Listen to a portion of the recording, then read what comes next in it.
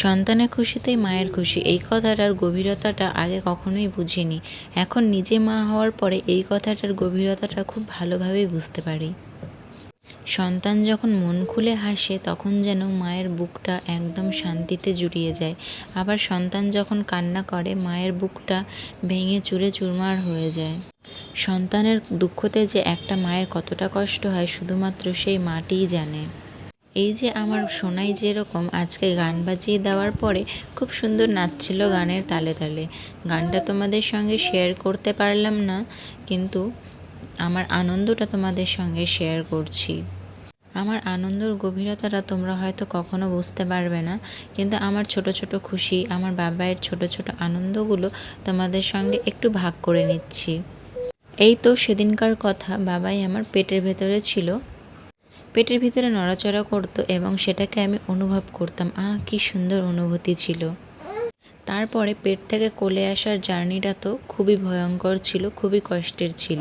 তাও কোনো দুঃখ নেই, কারণ বাবাইকে দেখতে পেয়েছি, বাবাই আমার কোলে এসেছে। সেই অনুভূতিটা কোনো দিদিভাইদেরকে বলে বোঝাতে হবে না, সবাই জানো সন্তানের অনুভূতিটা ঠিক কীরকম।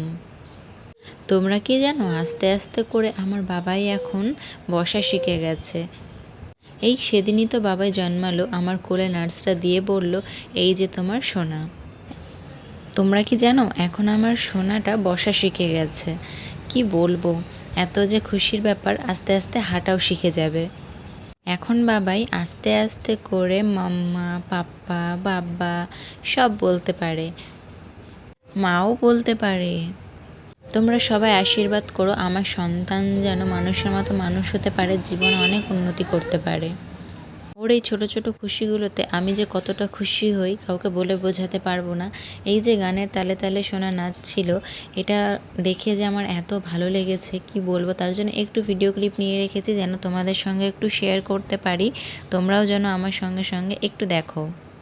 এখন বাবাই সোনাকে আর একা রাখা যায় না, হয়তো গান চালিয়ে রাখতে হয়, ও গান শোনে, না হলে ওকে কোলে কোলে নিয়ে বাইরে রাখতে হয় বা পাশে একজন বসে থাকতে হয়।